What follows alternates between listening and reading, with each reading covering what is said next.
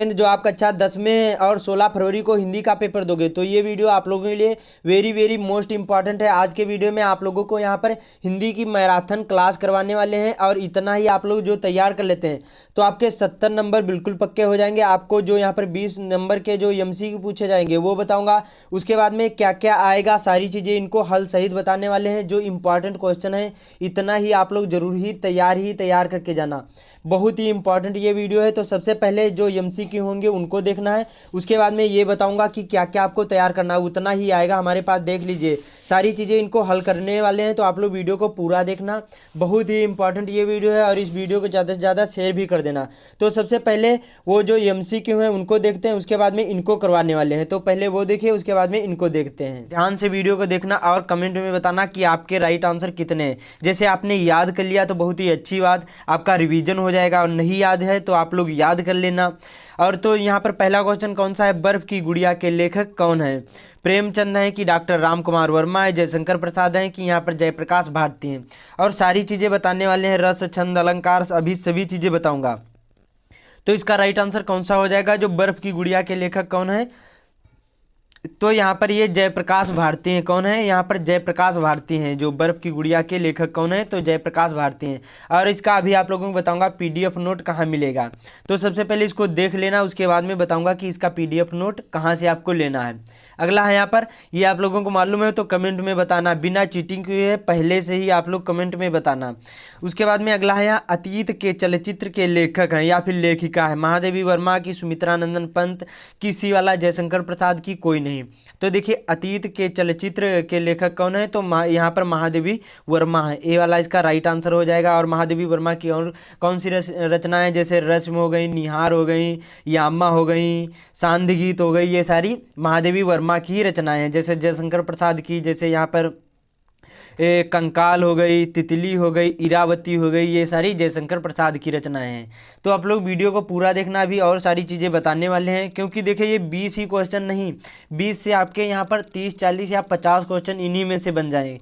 क्योंकि मैं सभी चीज़ें बताता हूँ, तो आप लोग वीडियो को अच्छे से ज़रूर वॉच करना। तो अगला है यहाँ पर, लहरों के राजहंस किस विधा पर आधारित है? जो लहरों के राजहंस है ये किस विधा पर आधारित है? कहानी है कि यहाँ पर नाटक है कि उपन्यास है कि निबंध है? जो लहरों के राजहंस किस विधा पर आधारित है? इसी प्रकार से आपके क्वेश्चन बोर्ड एग्जाम में पूछे जाएंगे, और ये आपको ओएमआर सीट में भरना होगा। तो इसका राइट आंसर हो जाएगा, यह एक क्या है, नाटक है। जो लहरों के राजहंस किस विधा पर आधारित है? तो एक नाटक है। अगला है यहाँ पर, ठूठा आम के लेखक कौन है? रामविलास शर्मा, विष्णु प्रभाकर की, बाबू गुलाब राय की, भगवत शरण उपाध्याय। ये भी बहुत ज़्यादा इंपॉर्टेंट है, अनसॉल्व के सारे क्वेश्चन हैं। तो ठूठा आम के लेखक कौन है? तो यहाँ पर भगवत शरण उपाध्याय हैं। कौन है यहाँ पर? डी वाला इसका राइट आंसर हो जाएगा, भगवत शरण उपाध्याय हैं। यहाँ पर चौथे का राइट आंसर डी वाला हो जाएगा। अगला है यहाँ पर, कलम का सिपाही किस गद्य विधा पर आधारित है? आत्मकथा है कि जीवनी है कि नाटक है कि निबंध? जो कलम का सिपाही के लेखक कौन है, जो पूछा जाए तो ये अमृत राय हैं। और किस विधा पर आधारित है? तो ये क्या है, ये भी बहुत ज़्यादा इंपॉर्टेंट है। ये क्या है, जीवनी है। जो कलम का सिपाही यह क्या है, यह एक जीवनी है। और किसकी रचना है कलम का सिपाही? तो यहाँ पर तो अमृत राय हो जाएगा। जो पूछा जाए कि ये कलम का सिपाही किसकी मतलब रचना है, तो यहाँ पर अमृत राय की हो जाएगी। और जो पूछा जाए किस विधा पर आधारित है, तो ये यहाँ पर जीवनी विधा पर आधारित है। तो समझ में आ रहा। अगला है यहाँ पर, त्यागपत्र कृति के रचनाकार हैं? जो त्यागपत्र कृति है, और ये अनसॉल्व के क्वेश्चन हैं सारे। मैंने 2022 के और 20 के, उसके बाद में 19 के सारे क्वेश्चन लिए हुए हैं। तो आप लोगों के बोर्ड एग्जाम की दृष्टि से वेरी वेरी मोस्ट इंपॉर्टेंट है। तो यहाँ पर कौन सा होगा? आचार्य रामचंद्र शुक्ल हैं कि महावीर प्रसाद द्विवेदी हैं कि जैनेन्द्र कुमार हैं और जयप्रकाश भारती हैं? तो इसका राइट आंसर कौन सा हो जाएगा? जो त्यागपत्र कृति के रचनाकार कौन है? तो यहाँ पर इसका राइट आंसर सी वाला हो जाएगा, जैनेन्द्र कुमार हैं। कौन है? जैनेन्द्र कुमार। अभी बताऊंगा इसका पीडीएफ नोट कहाँ मिलेगा। तो पहले वीडियो को वॉच करना फुल अच्छी तरीके से, उसके बाद में बताऊंगा अभी इसका पीडीएफ नोट कहाँ मिलेगा। तो यहाँ पर अगला है, ध्यान से वीडियो को देखना कि परीक्षा गुरु किस विधा पर आधारित है? वेरी वेरी मोस्ट इंपॉर्टेंट, नाटक है कि कहानी है कि उपन्यास है कि कोई नहीं? जो परीक्षा गुरु है ये किस विधा पर आधारित है? तो ये क्या है, यह एक उपन्यास है। क्या है, यह एक उपन्यास है। और जो पूछा जाए किसकी रचना है, ये तो क्या है, ये जो परीक्षा गुरु है ये श्रीनिवास दास की रचना है। किसकी है? परीक्षा गुरु श्रीनिवास दास की रचना है। जो पूछा जाए किस विधा पर आधारित है, तो यह एक उपन्यास है। अगला यहाँ पर, खुमान रासो किस कवि की रचना है? जो खुमान रासो ये किस कवि की रचना है? दलपत विजय की, नल्ल सिंह की, मधुकर की, Sarangdhar. Very very most important है। 8वें का राइट आंसर यहाँ पर हो जाएगा दलपत विजय है। जो खुमान रासो किस कवि की रचना है? तो यहाँ पर दलपत विजय की है रचना। अगला है यहाँ पर, इनमें से कौन से भक्ति काल के कवि हैं? आपको भक्ति काल के कवि बताना। बहुत ही सिंपल और सरल क्वेश्चन है। ये नहीं मालूम तो कुछ भी नहीं मालूम। तो इसका राइट आंसर कौन सा हो जाएगा? यहाँ पर मतिराम होगा कि यहाँ पर केशव दास होगा कि भूषण होगा कि तुलसीदास होगा? तो भक्ति काल के कवि कौन है? तो यहाँ पर सिंपल हो जाएगा तुलसीदास। बाकी ये भूषण, मतिराम, केशव दास ये सभी रीति काल के कवि हैं, ध्यान रखना। अगला है यहाँ पर, प्रथम तार सप्तक का संपादक कब हुआ? संपादन कब हुआ? 1943 ईस्वी में कि यहाँ पर 1945 ईस्वी में कि यहाँ पर 1952 ईस्वी में कि यहाँ पर 1942 ईस्वी में? तो इसका राइट आंसर कौन सा हो जाएगा? जो यहाँ पर प्रथम तार सप्तक का संपादक कब हुआ? तो यहाँ पर 1943 ईस्वी में हुआ था। और जो पूछा जाए प्रथम संपादक कौन थे जो तार सप्तक के? तो अज्ञेय जी थे। कौन थे? अज्ञेय जी थे। कौन है? इनका पूरा नाम क्या है? सच्चिदानंद हीरानंद वात्स्ययन अज्ञेय। ये भी पूछा जाता है। जो पूछा जाए प्रथम तार सप्तक के संपादक कौन थे? तो यहाँ पर अज्ञेय हो जाएगा। और जो पूछा जाए कब संपादन हुआ? तो 1943 ईस्वी में संपादन हुआ। अगला है यहाँ पर, लोकायतन किसकी रचना है? वेरी वेरी मोस्ट इंपॉर्टेंट है। मैथिली शरण गुप्त की, जयशंकर प्रसाद, उसके बाद में सुमित्रानंदन पंत की है कि यहाँ पर कोई नहीं? तो इसका राइट आंसर कौन सा हो जाएगा? जो लोकायतन है ये किसकी रचना है? तो सुमित्रानंदन पंत की है। वेरी वेरी मोस्ट इंपॉर्टेंट है।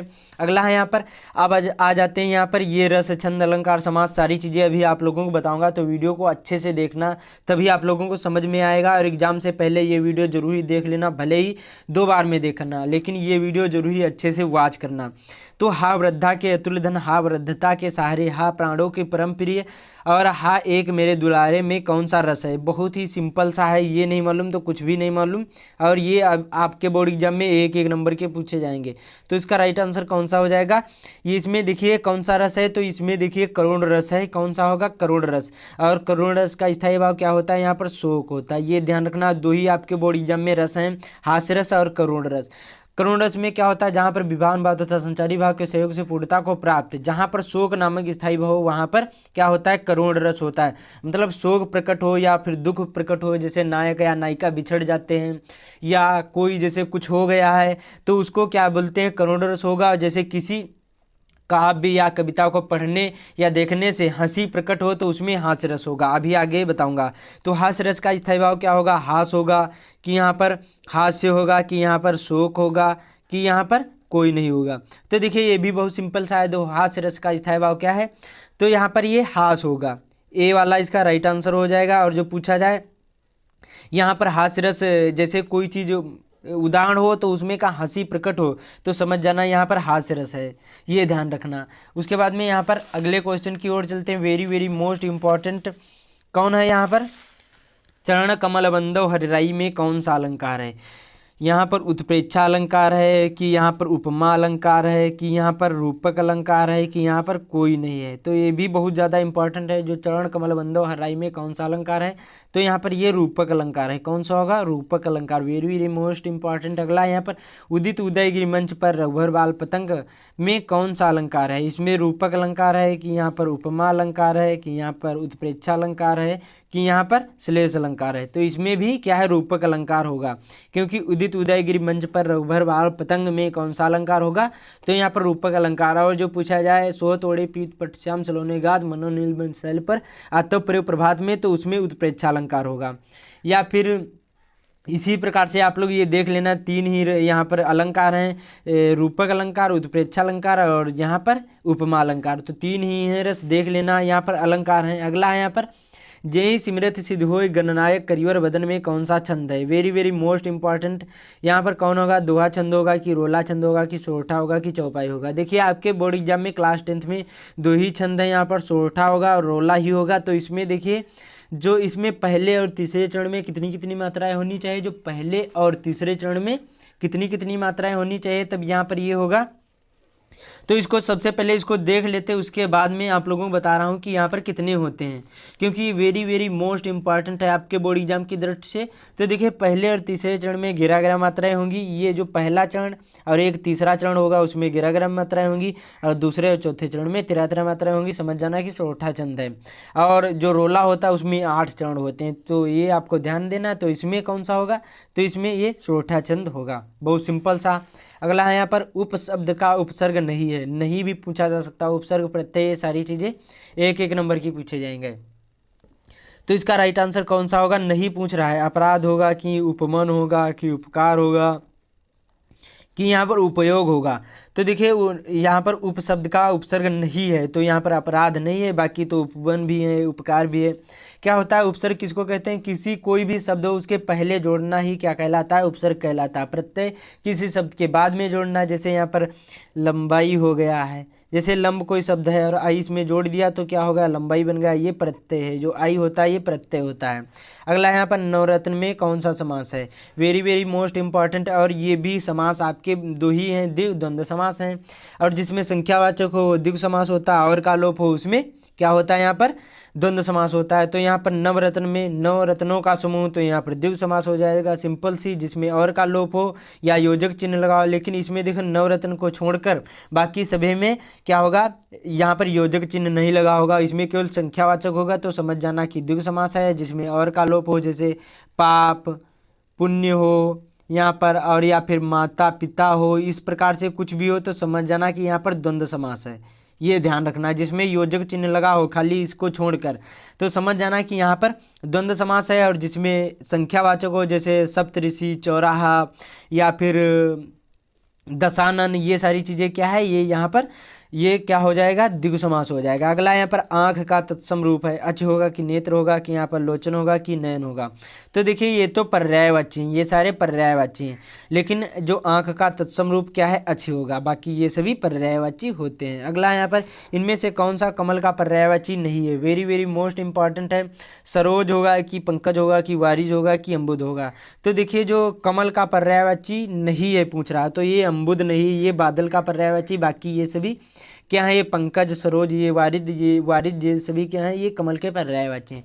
तो ये थे आपके बोर्ड एग्जाम की दृष्टि से वेरी वेरी मोस्ट इंपॉर्टेंट आपके एमसीक्यू, जो आपके बोर्ड एग्जाम में ऐसे ही पूछे जाएंगे। रस, छंद, अलंकार, संधियाँ, ये सारी चीज़ें पूछी जाएंगी। और जो मैंने 20 एमसीक्यू बताए ये बहुत ही ज़्यादा इंपॉर्टेंट है आपके बोर्ड एग्जाम की दृष्टि से। ऐसा ही आपको बोर्ड एग्जाम में मिलेंगे और ऐसे ही क्वेश्चन आपके बोर्ड एग्जाम में पूछे जाएंगे। तो वो 20 क्वेश्चन जरूर ही तैयार करके जाना। अब चलते हैं यहाँ से 21वां जो प्रश्न पूछा जाएगा, इसमें 2 अथवा करके पैसेज होंगे और ये हिंदी के होंगे, गद्यांश के होंगे, और इनमें से आपको एक ही हल करना होगा। तो इसी प्रकार से लिखा होगा। और ये क्या लिखा है देखो, ध्यान से वीडियो को देखना। और ये वायरल जो पैराग्राफ है, ये वायरल पैराग्राफ है, बहुत ज़्यादा आपके बोर्ड एग्जाम में पूछा गया है। मैंने इसमें से बहुत सारे क्वेश्चन में देखा, उसके बाद में जो अंशाल पेपर होते हैं उनमें देखा, तो बहुत ज़्यादा ये पूछा गया है। तो क्या है, गद्यांश पूछा जाएगा, 2 होंगे अथवा करके, इनमें से आपको एक करना होगा। तो ये बहुत ज़्यादा इंपॉर्टेंट है, तो ध्यान से वीडियो को देखना। और 16 फरवरी से पेपर ये वीडियो जरूर ही देख लेना। तो क्या लिखा, अश्वारोही पास आया, ममता ने रुक कर कहा, मैं नहीं जानती कि वह शहंशाह था या साधारण मुगल, पर एक दिन इसी झोपड़ी के नीचे वह रहा। मैंने सुना कि था कि मेरा घर बनवाने की आज्ञा दे चुका था। मैंने यहाँ पर लिखा, मैं आजीवन अपनी झोपड़ी में खोदे जाने के डर से भयभीत रही। भगवान ने सुन लिया, मैं आज इसे छोड़े जाती हूँ। तुम इसका मकान बनाओ या महल, अब मैं अपने चिर विश्राम गृह में जाती हूँ। तो ये है। उसके बाद में यहाँ पर 3 क्वेश्चन पूछे जाएंगे, ये आपको ध्यान देना। ऐसा ही आपको पेपर आएगा आपके बोर्ड एग्जाम में सेम। तो यहाँ पर पहला क्वेश्चन पूछा जाएगा, प्रस्तुत अवतरण का संदर्भ लिखिए। फिर यहाँ पर रेखांकित अंश की व्याख्या कीजिए। फिर एक प्रश्न होगा, क्या लिखा, शहंशाह शब्द किसके लिए प्रयोग किया गया है, बस। तो यहाँ सबसे पहले देखते हैं, यहाँ प्रस्तुत अवतरण का संदर्भ लिखिए। तो इसमें देखो, आप लोगों को अभी बताऊंगा इसको पहचानने की ट्रिक। देखिए तो ये जब इसको पढ़ोगे तो इसमें देखिए, इसमें खुद लिखा हुआ है, ये ममता नामक पाठ से लिया गया है। और इसके लेखक कौन है, तो जयशंकर प्रसाद हैं। तो बहुत ज़्यादा इंपॉर्टेंट है। और दूसरा ये लेसन है।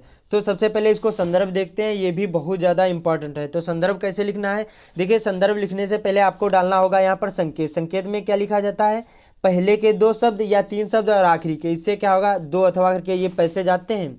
तो एग्जामिनर को भी समझाना होगा, ऐसे क्या मालूम एग्जामिनर को आपने पहले वाले का आंसर दिया या दूसरे वाले को।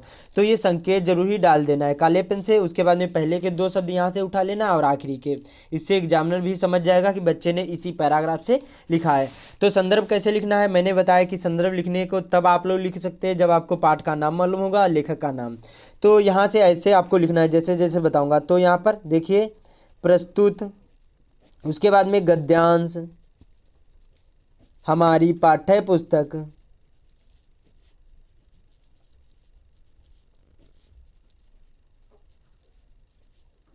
उसके बाद में यहाँ पर हिंदी के। अब आपको क्या करना, पाठ का नाम डालना है हिंदी के। तो ये ममता नामक पाठ से लिया गया, तो यहाँ पर लिखना आपको काले पेन से ममता, बहुत ज़्यादा इम्पॉर्टेंट है, ममता नामक पाठ से लिया गया है, या फिर संकलित या उद्धृत कुछ भी लिख सकते हैं, कुछ भी आप लोग लिख सकते हैं जो आपको अच्छा लगे, लिया गया और है। उसके बाद में लिखना इसी में इसके लेखक, यहाँ पर ये गद्यांश है तो आपको लेखक डालना है, जैसे यहाँ पर पद्यांश होता है तो वहाँ पर कवि डालते, इसके लेखक। और क्या डालना है, काले पेन से फिर से कर देना है, यहाँ पर लिखना है जयशंकर प्रसाद जी हैं। क्या लिखना है, जयशंकर प्रसाद जी हैं। ये आपका हो गया संदर्भ। देखिए बहुत ही आसानी से आप लोग लिख पाओगे, केवल पाठ का नाम मालूम हो, यहाँ पर काले पेन से कर देना है। और जब यहाँ पर जैसे गद्यांश है तो यहाँ पर लेखक लिखना है, और पद्यांश हो तो यहाँ पर कवि लिखना है। समझ में आया। उसके बाद में बता रहे रेखांकित अंश की व्याख्या। तो ये जो रेखा खींची हुई है यहाँ से लगाकर यहाँ तक, इन्हीं की आपको केवल इतने की ही व्याख्या करना है जहाँ तक खींची हुई है, उसमें काले पेन से लिखी होंगी। और आपको बोर्ड एग्जाम में काले और नीले ही पेन का यूज़ करना, अदर और कोई पेन नहीं यूज़ करना है। तो यहाँ से आपको लिखना है इसकी रेखांकित अंश की व्याख्या करना। क्या लिखा, अश्वारोही पास आया, ममता ने रुक रुक कर कहा, मैं नहीं जानती कि वह शहंशाह था या साधारण मुगल, पर एक दिन इसी झोपड़ी के नीचे वह रहा। बस इतने यहाँ तक जो रेखा खींची है इन्हीं की आपको व्याख्या करना, पूरे पैसेज की नहीं। समझ में आया।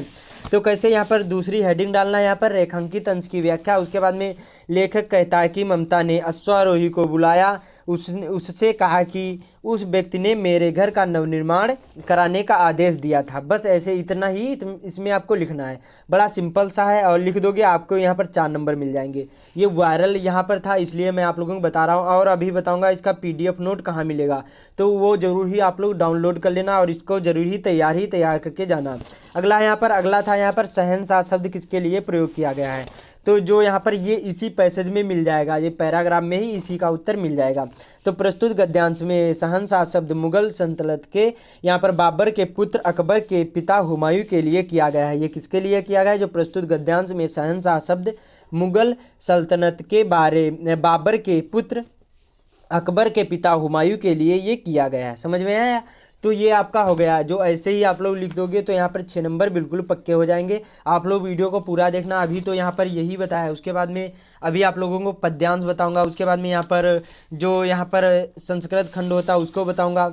तो अब यहाँ से देखिए वीडियो को, क्या है यहाँ पर अगला है, और ये पद्यांश है, वो गद्यांश था और ये पद्यांश है, ये आपको ध्यान रखना है, ठीक है।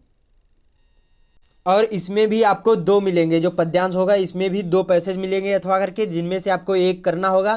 तो यहाँ पर ये बहुत ज़्यादा इंपॉर्टेंट है। क्या लिखा है, धूरी भरे अति शोभित श्यामजू, तैसी बनी सुंदर चोटी, खेलत खात फिरे अंगना, पग पैंजन वजत पीरी कचोटी। उसके बाद में वह छवि को रसखान विलोकत, वारत काम कला निज कोटी, काज के, यहाँ पर काज के भाग बड़े सजनी, हरि हाथ सौ लय गयो माखन रोटी। तो ये पैराग्राफ है। तो देखिए इसमें बहुत सिंपल सा है, ये इसको पहचानने की ट्रिक। इसमें देखिए रसखान का नाम लिया गया है।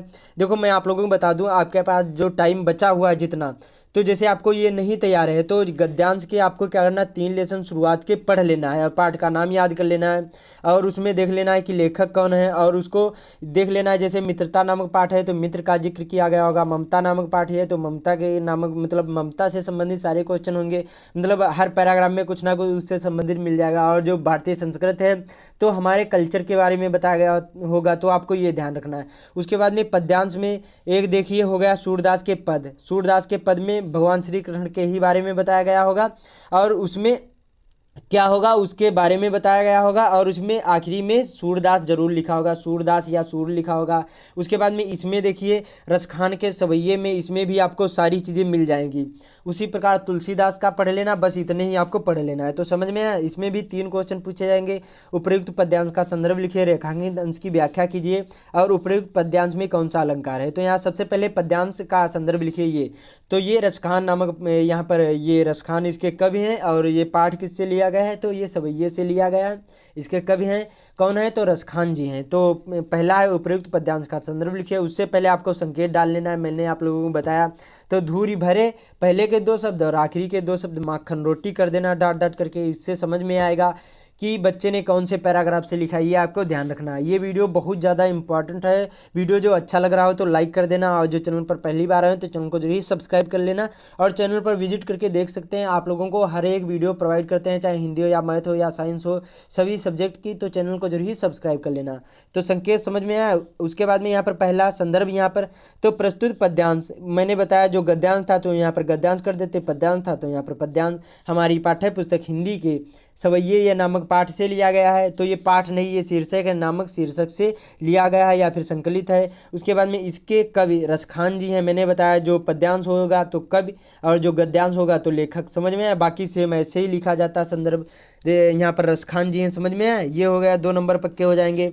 और ये वायरल पैराग्राफ है, इसलिए मैं आप लोगों को बता रहा हूँ। मैंने बहुत सारे प्रीवियस पेपर अनसॉल्व से ये क्वेश्चन लिया है। अगला है यहाँ पर रेखांकित अंश की व्याख्या। इसमें भी आपको रेखांकित अंश की व्याख्या करने को आएगा।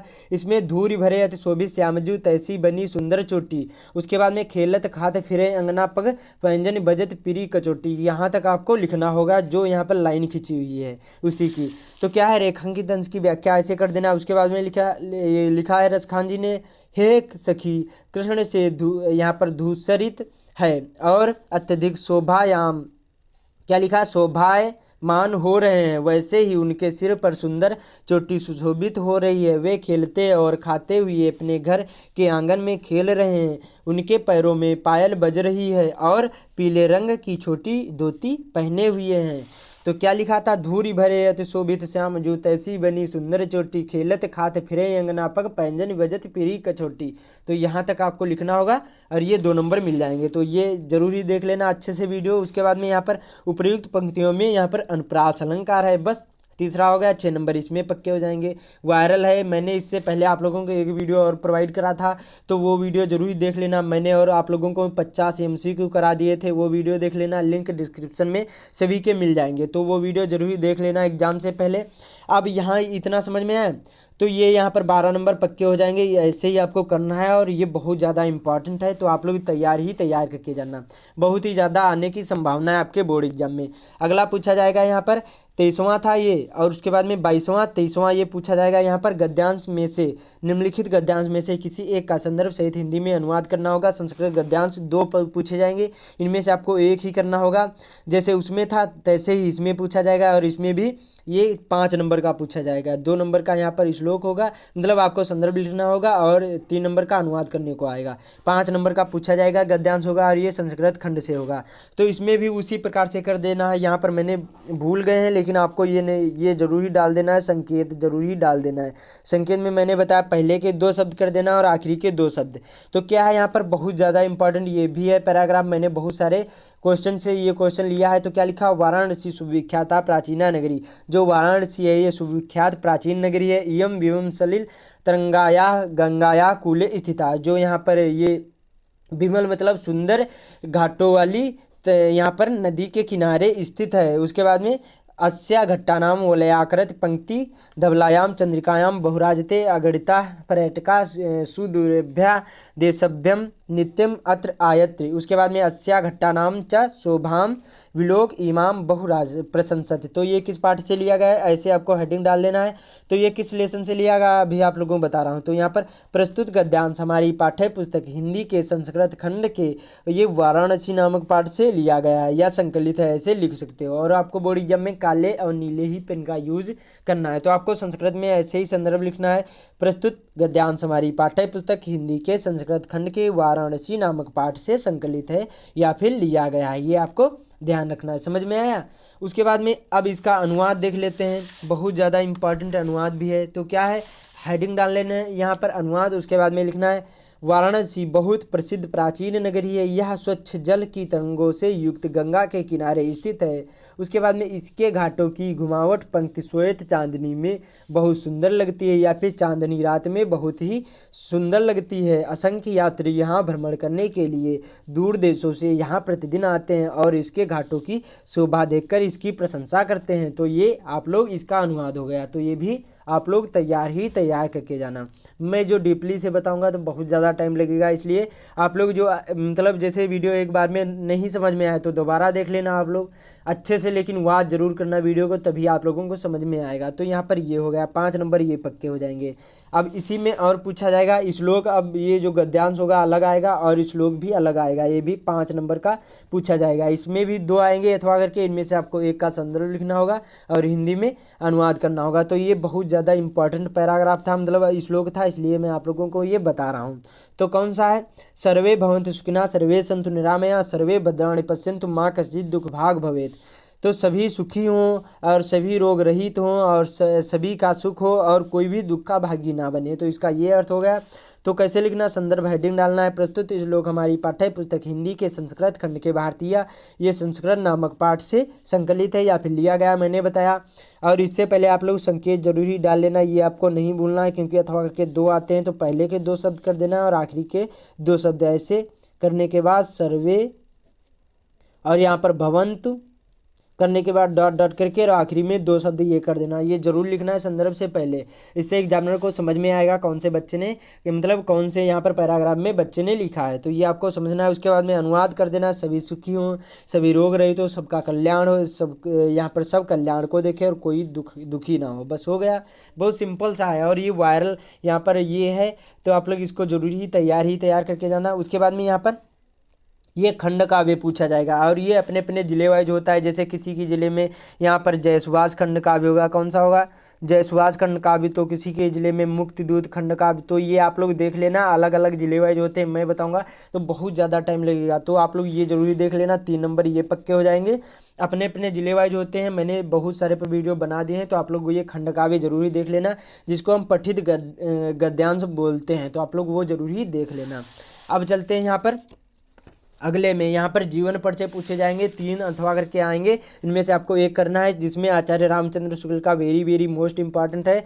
तो आप लोग ये जरूर ही तैयार करके जाना है। तो इसको बताने वाले हैं कि कैसे लिखना। चाहे आपने याद किया तभी इस वीडियो को पूरा देख लेना, नहीं याद किया तो याद कर लेना। और इसका PDF नोट अभी बताऊंगा कहाँ मिलेगा। तो आप लोग वीडियो को पूरा देखना, हेडिंग डालना है। जो भी 3 में से लेखक के पूछे जाएंगे, 3 में से आपको एक करना होगा। कवि में भी पूछा जाएगा, तो पहले यहाँ पर लेखक का देख लेते हैं, उसके बाद में अभी कवि का बताऊंगा। तो जीवन परिचय ऐसे हेडिंग डालना, आचार्य रामचंद्र शुक्ल का जन्म सन यहाँ पर 1884 ईस्वी में बस्ती जिले के अगोना नामक गाँव में यहाँ पर संपन्न परिवार में हुआ था। बहुत ज़्यादा इंपॉर्टेंट है, यहाँ पर हुआ था।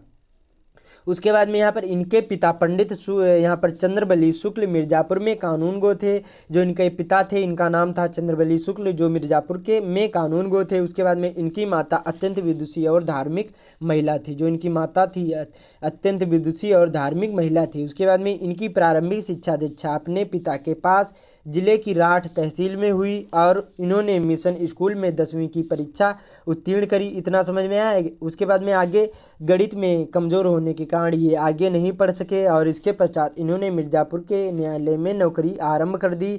उसके बाद में इतना समझ में आया, यह नौकरी इनके स्वभाव के अनुकूल नहीं थी। उसके बाद में अतः ये मिर्ज़ापुर के मिशन स्कूल में अध्यापक हो गए। इतना समझ में आ गया। उसके बाद में अध्यापक का कार्य करते हुए इन्होंने अनेक कहानी, कविता, निबंध आदि नाटक का भी रचना करी। उसके बाद में इन्होंने 19 वर्ष तक काशी नागरी प्रचारणी पत्रिका का संपादन भी किया। इतना समझ में आएगा। उसके बाद में अगला है यहाँ पर कुछ समय पश्चात इनकी नियुक्ति काशी हिंदू विश्वविद्यालय में हिंदी विभाग के प्राध्यापक के रूप में हो गई और ये हिंदी विभाग के अध्यक्ष भी रहे और सन 1941 ईस्वी में इनकी मृत्यु हो गई। तो ऐसे ही आपको लिखना है, इतना ही बड़ा लिखना है, ज़्यादा बड़ा नहीं लिखना है।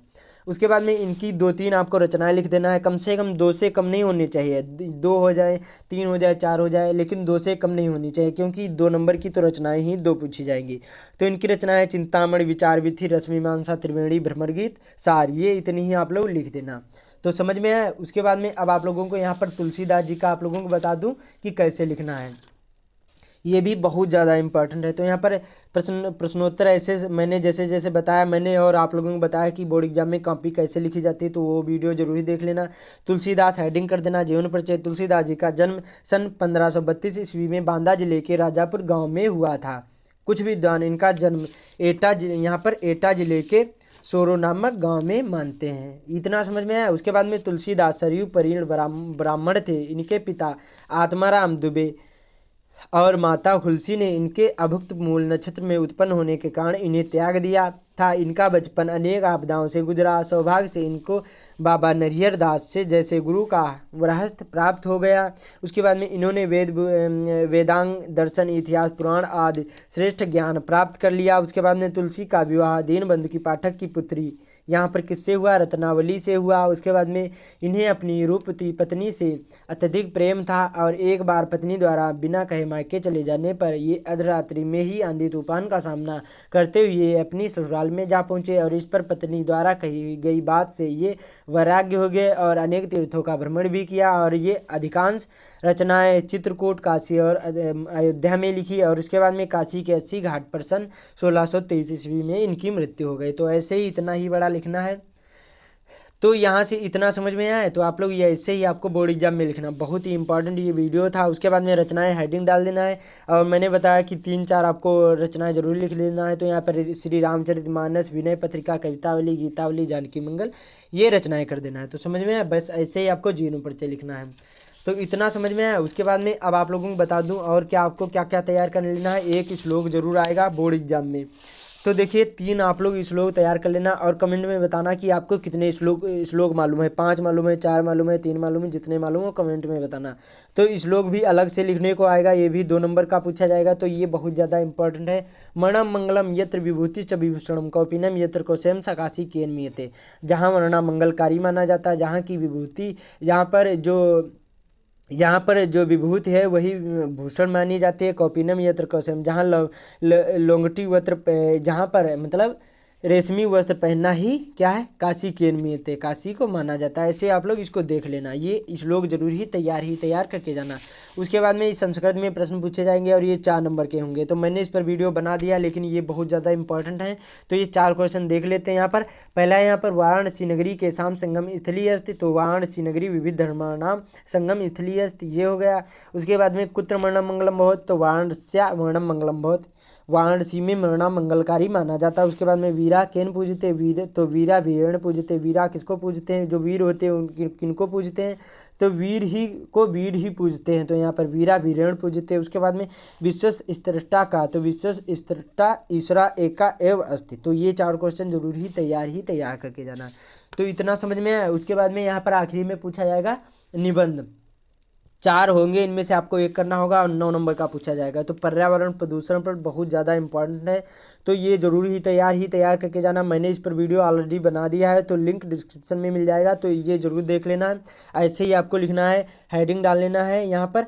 उसके बाद में पर्यावरण प्रदूषण कर लेना। उसके बाद में रूपरेखा, प्रस्तावना, पर्यावरण प्रदूषण का अर्थ, प्रदूषण के प्रकार, फिर प्रदूषण की समस्या तथा हानियाँ, ये सारी चीज़ें देख लेना। मैंने वीडियो इस पर बना दिया है, लिंक डिस्क्रिप्शन में मिल जाएगा। तो इतनी ही चीज़ें आप लोग तैयार कर लेना। 20 क्वेश्चन बताए वो तैयार कर लेना और ये जितना बताया इतना जरूरी एग्जाम से पहले तैयार कर लेना। बहुत ही इंपॉर्टेंट ये वीडियो था। तो इस वीडियो को ज़्यादा से ज़्यादा शेयर कर देना और जो चैनल पर नया चैनल को जरूर ही सब्सक्राइब करके बेल आइकन को जरूर ही प्रेस कर देना, जिससे आने वाली वीडियो की नोटिफिकेशन आप तक सबसे पहले पहुंचे। तो आप लोग चैनल को जरूर ही सब्सक्राइब कर लेना। मिलते हैं अगले वीडियो में।